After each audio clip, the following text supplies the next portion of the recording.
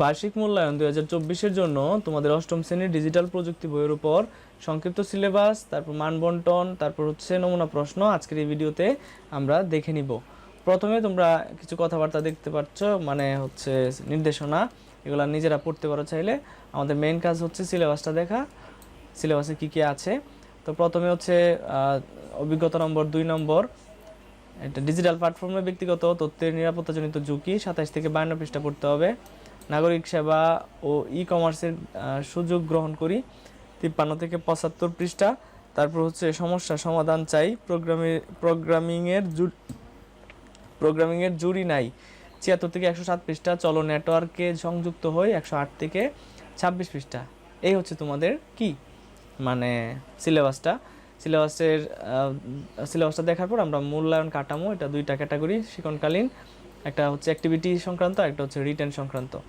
তো প্রথমে আমরা যে মূল্যায়নকালীন যে মানবন্টনটা সেটা দেখতে পাচ্ছি। শিক্ষণ অভিজ্ঞতা, তারপরে বিভিন্ন ব্যবহারিক কাজ থাকবে, অ্যাসাইনমেন্ট থাকবে, এটার জন্য 10 নম্বর। অনুসন্ধানমূলক কাজ, প্রকল্প প্রতিবেদন, এটার জন্য 10 নম্বর। তারপর হচ্ছে শ্রেণী কাজ, এগুলোর জন্য হবে কত, 10 নম্বর। টোটাল হচ্ছে 30 নম্বর। আর রিটেনের জন্য প্রথমে থাকবে নৈর্ব্যক্তিক, তারপর হচ্ছে সংক্ষিপ্ত প্রশ্ন, তারপর হচ্ছে রচনামূলক প্রেক্ষাপটবিহীন, মানে উদ্দীপক ছাড়া, এটা হচ্ছে উদ্দীপক নির্ভর বা প্রেক্ষাপট নির্ভর। তো এগুলো টোটাল মার্ক তোমরা দেখতে পাচ্ছ, আমার বলার কিছু নাই। 100 মার্কের পরীক্ষা হবে। আমরা এখন একটু প্রশ্ন কাঠামোটা দেখে নিই। এটা হচ্ছে প্রশ্নটা, নমুনা, হুবহু আসবে না, সাবধান থাকবে অবশ্যই, হুবহু আসবে না, বাট তোমরা প্র্যাকটিস করতে পারো।